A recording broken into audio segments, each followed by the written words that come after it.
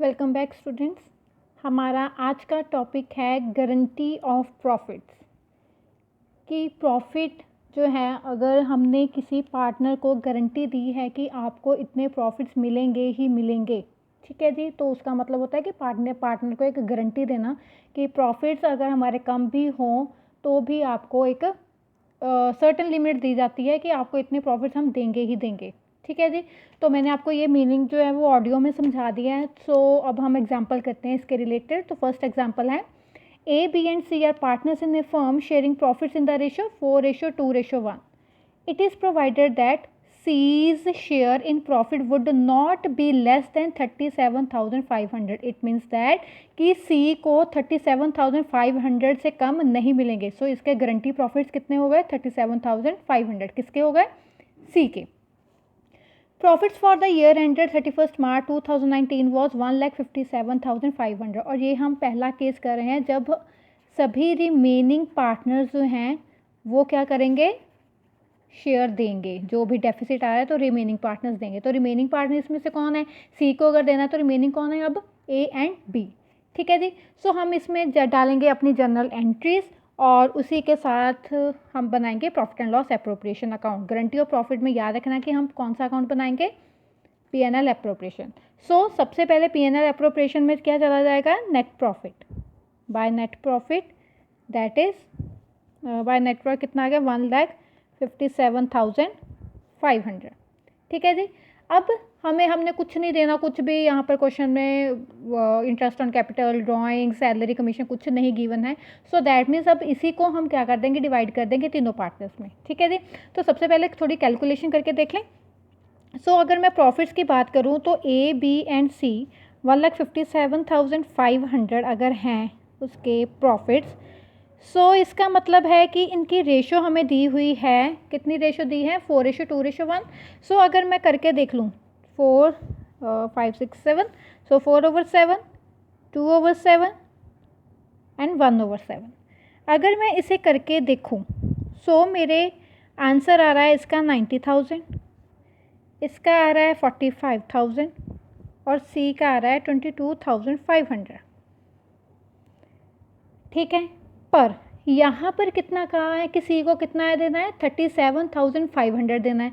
पर आपका तो 22,500 आ रहा है। तो अब तो दैट मीन्स हमने 37,500 तक उसे लेके जाना है। अब 37,500 में से अगर मैं माइनस करूँ 22,500, सो इट मीन्स कि मुझे 15,000 रुपये और चाहिए। ठीक है, 15,000 मुझे चाहिए। और तो ये 15,000 तो मुझे मिलेंगे ही मिलेंगे, पर किन से मिलेंगे? इनसे मिलेंगे, इन दोनों से मिलेंगे, इन दोनों के प्रॉफिट्स में से मिलेंगे। तो इन दोनों के प्रॉफिट्स में से कैसे मिलेंगे? किस रेशो में मिलेंगे? अब देखो यहाँ पर अगर 4:2:1 अगर उनकी रेशो है, ये सी बनता है, ये निकल गया।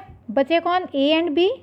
तो ए और बी की 4:2 अगर लगाओ, 2 1 2 2 4, सो दैट मीन्स इनकी रेशो कितनी बन गई? अब 2:1।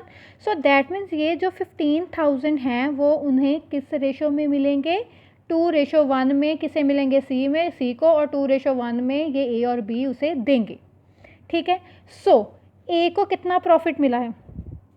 ए को मिला है 90,000 और बी को कितना मिला है? 45,000। अब 90,000 का 2/3 और 45,000 का 1/3 जब मैंने किया तो इसका कितना आया? सॉरी 90 का नहीं, 15, जितना 15 देना है, सॉरी 15,000 जितना रिमेनिंग बच गया, जितना देना है। तो इस 15,000 का 2/3 कौन देगा? ए देगा। और बी कितना देगा 15,000 का? 1/3। सो दैट मीन्स ये 15,000 का 2/3 कितना आ गया? रुपीज़ 10,000। और इसका कितना आ गया? रुपीज़ 5,000। सो दैट मीन्स अगर 15,000 हमने सी को और देने हैं तो वो 15,000 कहाँ से आए? ए से 10,000 आए और बी से 5,000 आए। अब यहाँ पर कैसे ट्रीटमेंट करनी है इसकी? ठीक है। सबसे पहले टू एज कैपिटल अकाउंट कितना पैसा बना था हमारा? 90,000। टू बीज, बी का कितना बना था हमारा? 45,000। और सी का कितना बना? 22,500।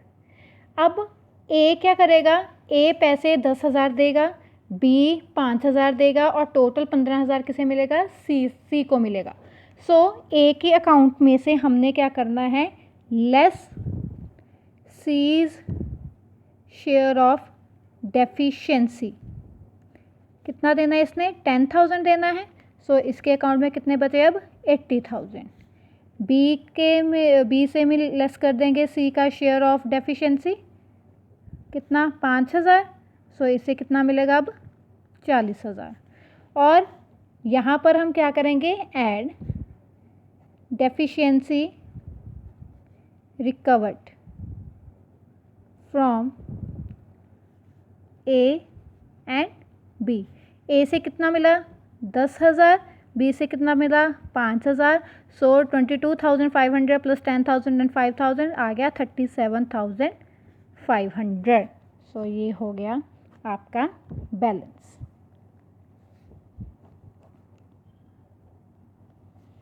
समझ आई।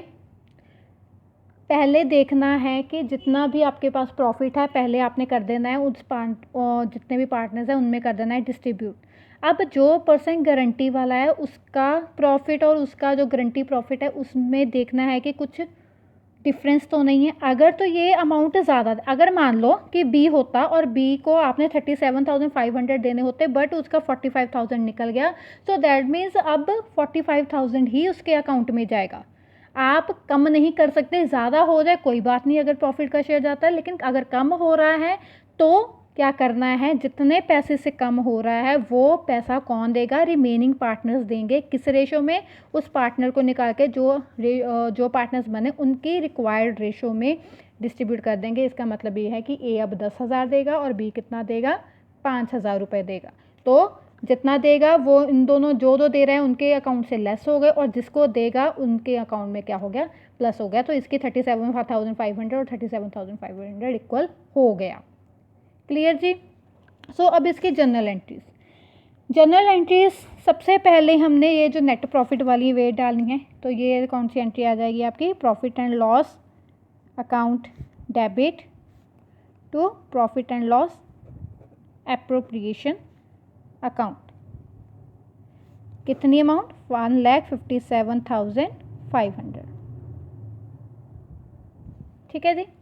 इसके बाद अब P&L एप्रोप्रिएशन से आपने पार्टनर्स के कैपिटल अकाउंट में प्रॉफिट को डिस्ट्रीब्यूट किया था। सो उसकी एंट्री आ जाएगी अब profit and loss appropriation account debit to A's capital account to बीज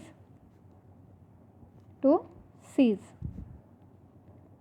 कितने कितने रुपीज़ थे, ए में गया था 90,000, बी में 45,000 और सी में गया था आपका 22,500, जो आपने नॉर्मल डिस्ट्रीब्यूट किए थे वो वाली अमाउंट। ठीक है, ये जो यहाँ पर की थी आपने ये वाली अमाउंट, इसकी एंट्री डालनी है पहले। ठीक है, और फिर एंड में आप क्या डालोगे, जो भी आपने डेफिशिएंसी को कवर अप किया। तो डेफिशिएंसी को कवर अप करने के लिए सी को पैसे मिलने थे और ए और बी ने देने थे। सो एंट्री आ गई है फिर A's capital account debit, B's capital account debit to C's capital account being deficiency of C is met by A and B। तो C में कितना गया है 15,000, तो ये 15,000 इस 15,000 में से A ने कितना दिया 10,000 दिया और B ने कितना दिया 5,000 दिया। तो ये हो गया आपका क्वेश्चन कंप्लीट। क्लियर जी। सो ये था आपका गारंटी ऑफ प्रॉफिट का क्वेश्चन। बहुत ही सिंपल है, कुछ भी डिफ़िकल्टी नहीं है। मुझे पता है कि आपको यहाँ पर थोड़ी सी प्रॉब्लम आएगी, पर ध्यान से करना, हो जाएगा।